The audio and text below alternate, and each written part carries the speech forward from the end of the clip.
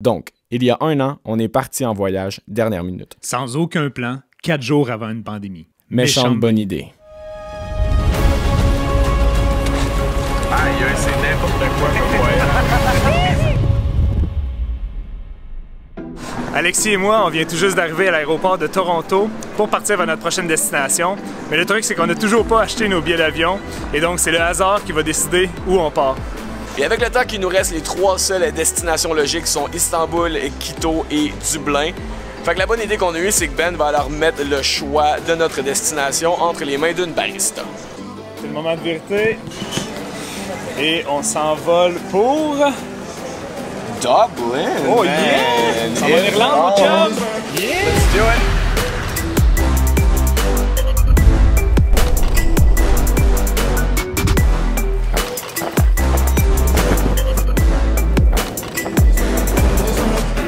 Alright, on vient d'arriver à Dublin. Le seul problème avec un voyage qui n'est pas organisé, c'est qu'on n'a pas de voiture, pas d'hôtel. La première affaire à faire, on passe l'immigration, puis ensuite de ça, on va essayer d'aller se trouver une voiture. Le premier fun fact avec l'Irlande, hein, c'est qu'on chauffe à gauche. Ben chauffe à gauche. Puis on a une voiture manuelle pour chauffer à gauche. Puis il fallait avoir 25 ans au moins pour chauffer. J'ai 24. Fait que Alexis s'en sort pour 2 raisons. Il chauffe pas manuel, puis il chauffe pas à gauche. Puis il a 24. C'est nice, voyager avec moi. C'est pas fait.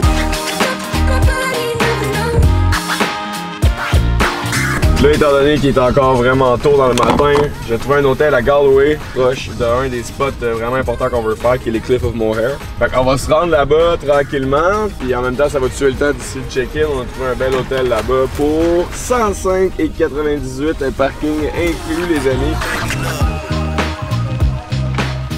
La température en Irlande est quelque chose à considérer sérieusement avant de partir. De la pluie, du vent, de l'humidité et surtout aucune constance. Honnêtement, on vous recommande d'arriver bien équipé si vous souhaitez profiter de votre aventure dans le confort et la chaleur. Les locaux ont l'habitude de toujours avoir un imperméable sur eux, mais les touristes inexpérimentés passeront le reste de la journée complètement trempés. Donc comme vous avez pu voir, la météo est vraiment pas de notre bord. Par contre, on a pu découvrir quand même un petit peu la ville de Galway. Et là, ce soir, qu'est-ce qu'on va faire? On va aller dans un pub irlandais pour essayer de la nourriture locale. Peut-être bien prendre une petite bière aussi en même temps. Ça risque d'être très cool.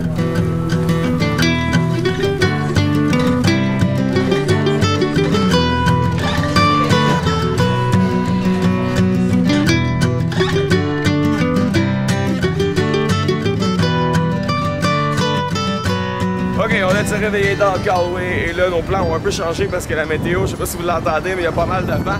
On va aller hit the road pour aller découvrir un petit peu plus la côte irlandaise. Encore une journée mémorable. Ça s'apprête à commencer.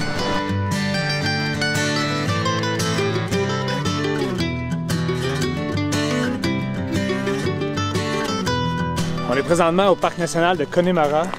Et puis là, on s'apprête à aller faire une petite randonnée de 2,5 km pour se rendre sur le Diamond Hill. Donc là, c'est super cool parce que la météo est de notre côté. Enfin, le soleil, c'est un petit peu couvert. On est super bien pour faire la rando. Juste Alexis qui est chialeux des fois, là. Ben, Parce qu'il marche avec ses Vans. Ouais, je suis avec des Vans, ok? Puis, encore une fois, mes souliers vont causer problème. Mais, on profite de cette excellente journée tout de même. Non, c'est pas vrai, je chiale pas tant que ça.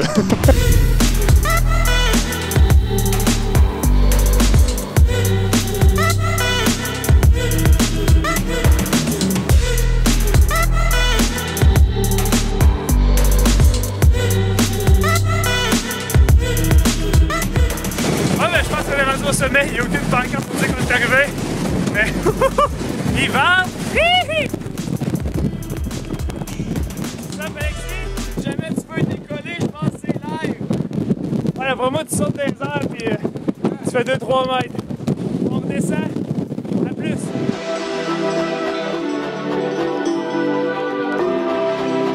Là, on vient de finir notre hike, on s'en va au Cliff of Moher, mais il y a des petites ruines d'un château qui sont sur notre chemin. Donc on va essayer d'arrêter et de les filmer en 15 à 20 minutes parce que le soleil va se coucher rapidement et on veut vraiment pas manquer le coucher de soleil épique au Cliff of Moher. Donc on va faire ça vite. C'est ça dans tes dernières minutes. En Irlande, vous apercevez plusieurs ruines abandonnées sur les routes. La raison est que ces multiples bâtiments furent abandonnés pendant la famine et qu'encore aujourd'hui, il demeure interdit de se débarrasser de ces structures historiques. Pour nous, ce sont des bijoux.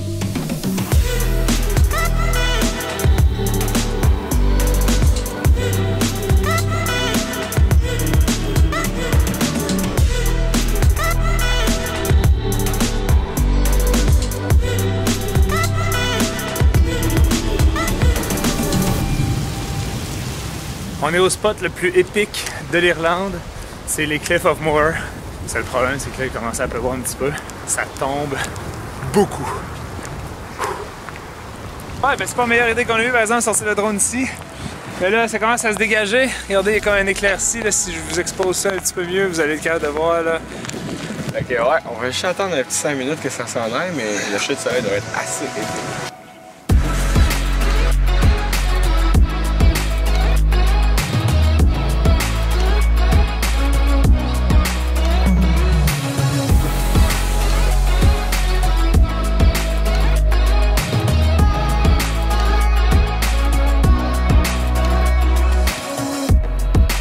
J'ai l'impression d'être au bout du monde. Pour vrai. C'est le plus fou feeling que j'ai jamais vu.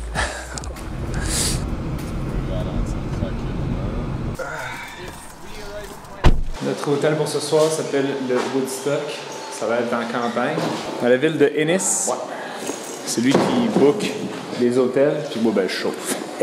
Alors, un petit repas gourmet, mon Ben? Ouais, au menu pour ce soir, on a une pizza all meat avec un petit peu de frites.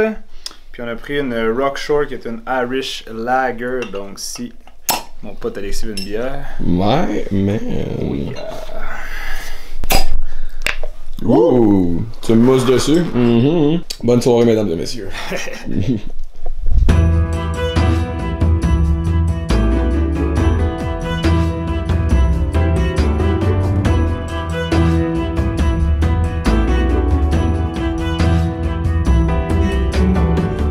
Donc ce matin, on se promène sur la péninsule de Dingle. C'est un endroit qui est vraiment exceptionnel puisqu'on a des falaises de tous les côtés. Puis ce qui est super cool en fait, c'est que ça fait aussi partie de la Atlantic Way Road. C'est une route qui est quand même très chouette. Par contre, si vous regardez en avant, là, vous voyez que les routes sont très étroites. Puis on est à flanc de montagne, donc ça sillonne un petit peu. Donc ça ajoute au charme de l'endroit.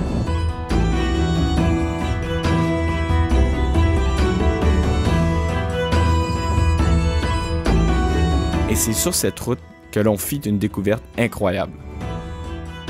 On était, sans le savoir, en direction d'un lieu de tournage épique d'une série de films mythiques qui, personnellement, a marqué mon enfance.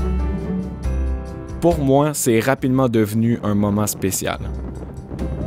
Et Ben était surexcité de découvrir un paysage littéralement digne d'un film.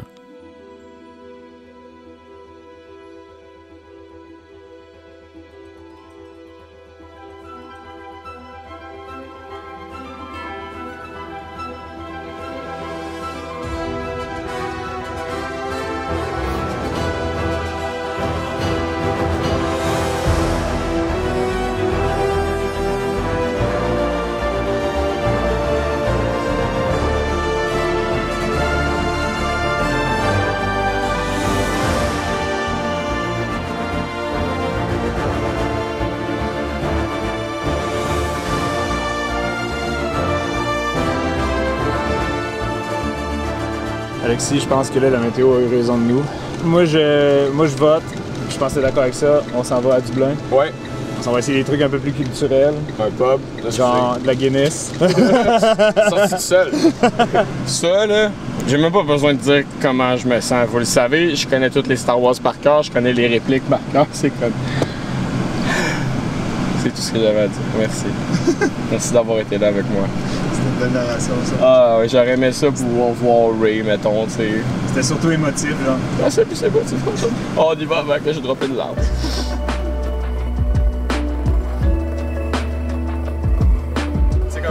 traverser le pays au complet, là, tu peux pas plus comme one road puis tu traverses le pays one shot, c'est fou. 4h42, hein, plus 4h42 que 4h. Ouais, ben là c'est parce qu'on est allé plus loin finalement, là. Les points ont changé un peu.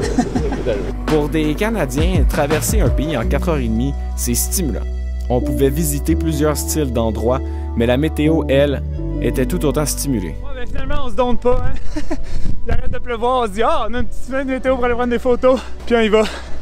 Mais, it was worth it. It was really worth it. Woo!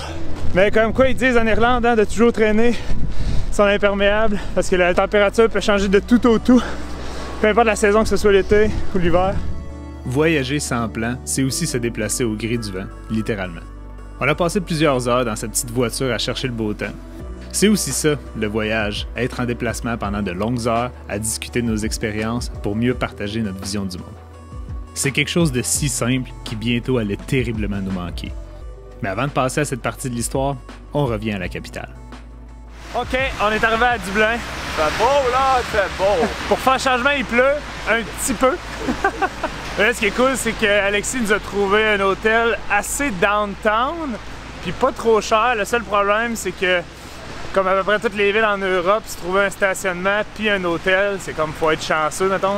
Basically, quand je cherchais sur Internet, il n'y avait aucun hôtel avec le parking inclus. Ouais. Donc ça vous donne leur juste. Ben tu sais aussi, il y a le fait de booker 5 heures avant d'arriver là, qui doit pas aider. Ça aide pas, ça aide pas. Your room is 102.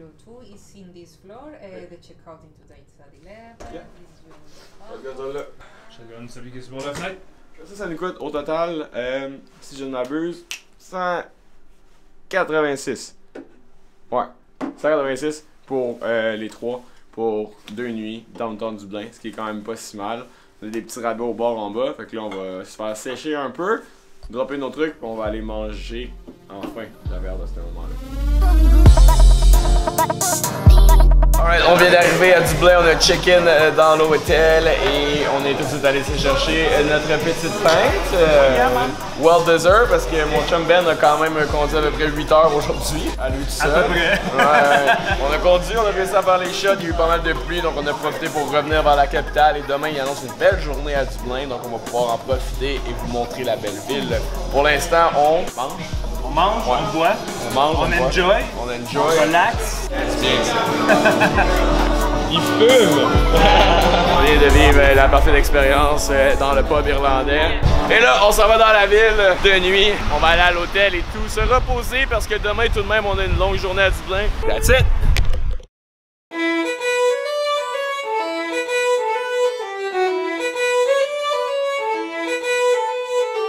Le 12 mars 2020 restera gravé dans nos mémoires. On commence à lire des nouvelles inquiétantes au niveau international. Rien n'est encore certain et notre vol quitte le lendemain. Le niveau de stress est présent, mais encore bas. Tout en surveillant la situation de près, on décide d'aller déguster un déjeuner irlandais typique.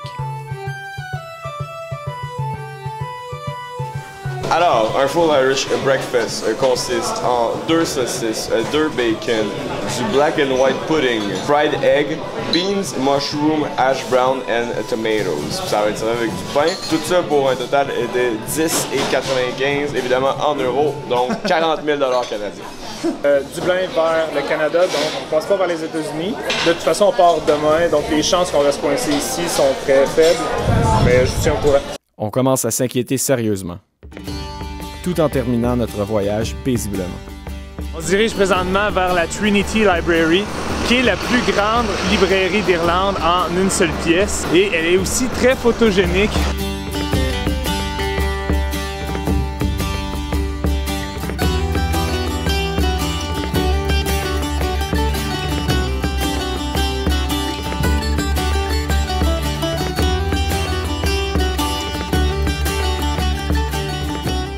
Bon, il n'y a pas juste l'Irlande qui nous aura mis à l'épreuve avec sa météo, il y a aussi le coronavirus, puisque là, il faut changer de plan. La librairie est fermée. Dude, ils sont en train de fermer toutes les écoles puis toutes les kindergarten.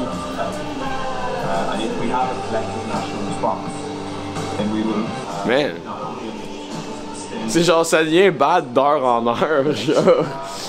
Ok. Crème, abonnez-vous avant qu'on meure.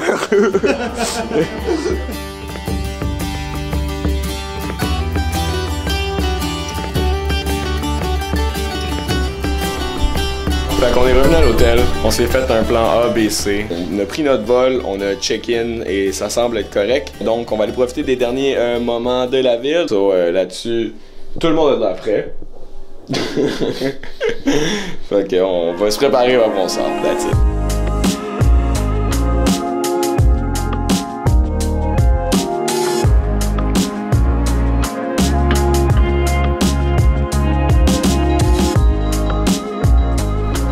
Pour notre dernière soirée en Irlande, on n'a pas eu le choix de laisser encore un pub. Là, je pense que je vais être bon pour le reste de l'année. C'est pub irlandais après aujourd'hui. Donc on s'en va au O'Neill. C'est une recommandation qu'on a eue d'un gars d'un office de tourisme. Il avait l'air à dire que c'était un peu touriste, un peu local, pas trop cher. J'ai hâte de voir.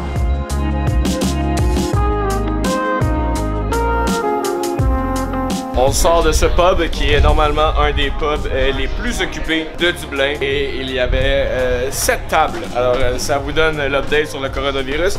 En ce moment, on se fait écrire par tous nos amis pour nous demander comment on va faire pour sortir de cette ville. Pour elle, l'affaire la plus stressante pour moi, puis pour Ben et pour Antoine aussi sûrement, on sait pas l'accueil qu'on va avoir en arrivant au Canada. On y va. Bonne soirée. Salut guys, on vient d'arriver à Toronto, puis comme vous pouvez probablement voir derrière moi, ben, personne à l'aéroport. C'est vraiment quelque chose qu'on voit pas souvent, ça. Normalement, là, il y a des dizaines de personnes quand il devrait y en avoir des centaines, même des milliers. L'aéroport de Dublin était jump-pack de gens qui voulaient juste sortir. Beaucoup de gens portent des masques. Vraiment, le seul truc qui me stresse, c'est qu'en revenant au Québec, on sait pas encore vraiment qu'est-ce qui va se passer dans les prochains jours. L'information coule au compte-gouttes. On va avoir des updates dans les prochains jours qui suivent. Pour ce qui est de notre situation, on n'a aucun symptôme. On est en pleine forme. On est fatigué évidemment parce qu'il y a eu le stress et le vol. Ça fait quand même un bon 20 heures quasiment back-to-back qu'on est réveillé. Donc une fin de voyage assez spéciale. C'est très historique ce qu'on vit. It is what it is, les chums.